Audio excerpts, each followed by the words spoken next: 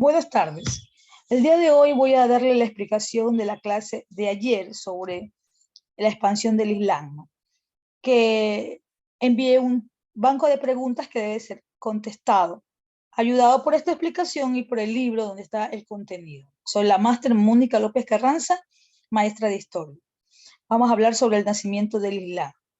La religión islámica nació en Arabia, una vasta región desértica, ¿no? Que está rodeado de desiertos con muy poca agua. Los habitantes de la península arábiga estaban repartidos en tribus enfrentadas entre sí, sin ningún poder político que los uniera.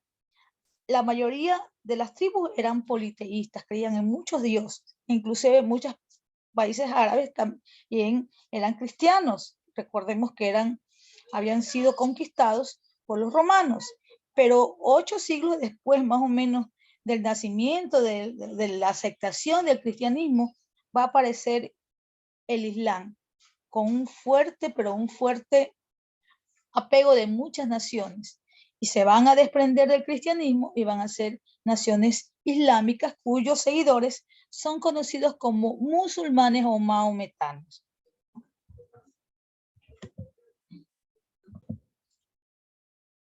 El profeta Mahoma, que es el principal del Islam y que lo va a reproducir, ¿no? Nace en la ciudad de la Meca. Pertenecía a una familia de comerciantes acomodados. Empezó a practicar la religión más o menos a los 39, 40 años. Y esta religión no le va a gustar a las personas, ¿no? Rechazada en una primera instancia porque estos eran politeístas, y tuvo que huir en el año 622 en un suceso que los islámicos van a denominar como la Égira. En el 630 volvió a la Meca y entonces sí va a extender la religión, sí va a ser aceptado y se va a convertir en una de las religiones más fuertes del mundo con millones de seguidores. Marca el comienzo del calendario musulmán en el año 622.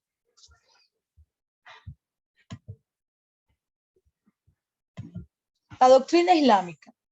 El Corán es el libro sagrado y tiene 5 pilares más o menos que se dice que es en el que se basa la religión islámica, también conocidas como las 5 obligaciones o los 5 pilares del Islam. Una, la profesión de fe, cuyo único Dios es Alá y Mahoma. 2, la oración 5 veces al día. 3, la peregrinación a la Meca al menos una vez en la vida. 4, ayuno durante el mes del Ramadán, que es el mes sagrado de los musulmanes. Y 5, la limosna, una contribución económica para obras benéficas. ¿Cómo se expande el Islam? Los ejércitos musulmanes extendieron la religión a través de la yihad, ¿no? En etapas como fueron el califato ortodoxo, la dinastía omeya y la dinastía abásida, ¿no? ¿Qué sucede? ¿Qué es el yihad? El yihad es el llamado que hace esta religión a que sus creyentes tomen las armas y la defiendan. O sea, ellos sí tienen dentro de sus doctrinas, de sus mandamientos, que ellos deben defender a través de las armas. Por ende, hasta de la muerte de otras personas, tienen que defender su religión. Esto es conocido, como ya mencioné, como el yihad. ¿Cómo se va expandiendo el Islam? Ahí vemos el mapa de la península arábiga y cómo se va expandiendo para los países árabes. El Islam, que se va a convertir en una religión seguida por millones de personas. ¿Cómo es su organización política?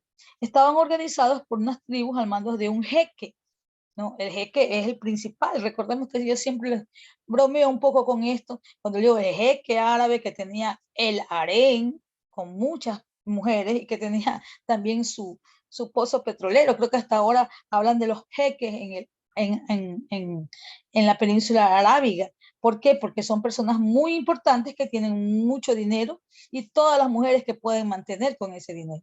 O sea, está permitido por su religión y por su cultura, y eso ellos no tienen problema porque es una cultura diferente. Los miembros estaban estrictamente vinculados. Una de sus principales características era la fidelidad entre los unos y los otros. Estaban siempre en guerra, por lo que no formaron un estado unificado.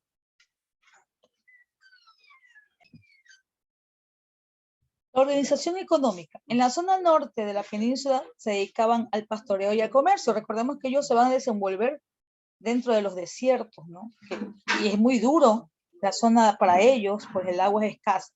Allí la vida era muy dura. En la zona sur se dedicaban a la agricultura, gracias a las mejores condiciones meteorológicas que existían en ese sector. Organización social. La sociedad era una mezcla de crueldad y generosidad, de sensualidad y refinamiento. Practicaban la poligamia, la poliandria. Y le dice que pueden casar muchas veces y pueden tener las mujeres que pueden mantener.